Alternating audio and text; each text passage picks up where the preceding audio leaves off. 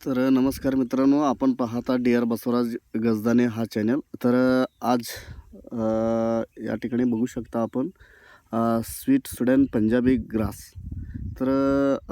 हे अतिशय चारा चांगल्या आहेत. त्याच्या बियाण्या मागून घेतलेल्या आहे मी. सध्याच्या ठिकाणी माझ्या शेतामध्ये बघा हे सरी वगैरे 4.5 फुटाच्या सऱ्या वगैरे सोडलेले आहेत. आजच्या काळामध्ये बघू शकता मित्रांनो, शेळी पालनासाठी आज मी तुती लागवड सध्या केलेली आहे. तुती लागवड एक अर्धा एकरपर्यंत केलेली आहे मित्रांनो. अशाच प्रकारे आज मी या ठिकाणी पंजाबी ग्रास या ठिकाणी आता सध्या लावणार आहे. याकरिता हे अतिशय हा पण चांगला आहे. पाहू शकता. याचे कसं असते स्वीट सुदान पंजाबी घास पहा. हा 1 किलोचा बॅग आहे मित्रांनो. 530 रुपयाला आहे. आपण सर्वांना सर्व शेतकऱ्यांना सांगू शकतो, जर पशुधनाची आपण प्रत्येक वेळेला आणि प्रत्येक टायमाला वेगवेगळे चारा त्या ठिकाणी त्याला खाऊ दिला तर अतिशय एक नंबर म्हणजे पशुधन एकदम चांगल्या प्रकारे वाढ होईल. चांगल्या प्रकारे वाढ होताना ज्या प्रकारे दूध वगैरे व्यवस्थित अतिशय चांगलं देईल.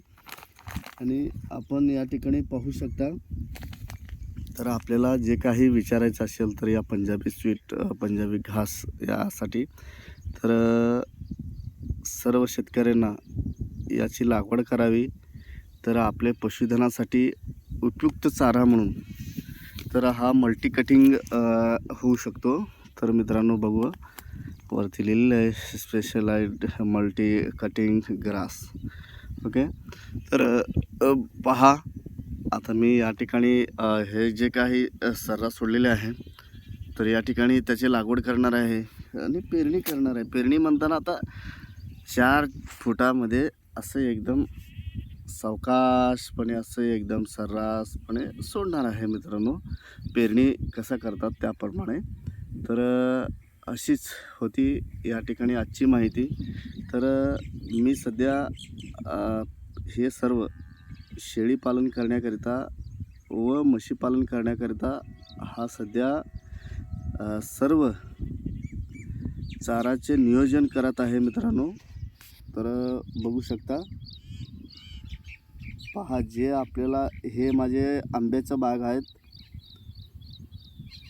हे आंब्याच्या बागामध्ये जे काही मधोमध जमीन पडीक होता त्या पडीकमध्येच म्हणजे जे काही ट्रॅक्टरने सर्रा सोडून 4.5 फुटाचे जे काही अंतराचे सर्रा सोडून मग नंतरने त्या ह्याच्यामध्ये सऱ्यामध्ये आपण चाराचे नियोजन करण्याकरिता मी हे अतिशय असल्या व्हरायटी आता दुसऱ्या ठिकाणी सर्व मार्वेल गवत असू द्या आणि रेड नेपियर असू द्या आणि पंजाबी घास, आता हे रेशीम, असे विविध प्रकारचे सध्या तरी माझ्याकडे 11 व्हरायटीचे मी सध्या जे काही शेळ्यांसाठी चारा लागवड आणि म्हशीसाठी जे काही गवताचे लागवड आहेत सध्या आजपर्यंत.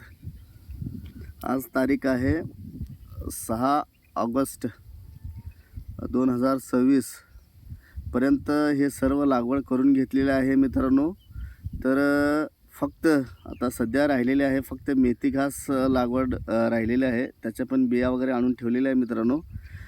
आपल्या सर्व शेतकऱ्यांना एक कळकळीची नम्र विनंती, आपणही आता सध्याच्या जे काही शिकलेले युवा उद्योजक आहेत त्याला उद्योजक बनवण्याकरिता आपण सर्वांनी शेळी फार्मकडे आणि म्हशी पालन फार्मकडे वळावं लागतील मित्रांनो. सध्याच्या युगामध्ये आपण पुन्हा मुंबई जर जाऊन 15-20 हजार कमवण्यापेक्षा आपण एकदम मस्तपैकी खेडेगावामध्ये राहून सध्याच्या युगात आपण खेडेगावामध्ये जसा प्रकारे आपण उद्योजक व्हाल आणि पैसा कमाल याकडे आपण त्वरित आपण सर्वांनी लक्ष घालून जर उद्योजक केला तर 100% सक्सेसफुल होणार आहे मित्रांनो.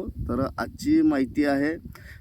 सर्वांनी सर्व जे काही शिकलेले माझ्यासारखे विद्यार्थी आहात किंवा जे काही शिकलेले आणि सवरलेले सध्या गावामध्ये जे काही बसताना उडताना मित्रासोबत फिरताना असे कित्येक माझ्या बांधव दिसतात.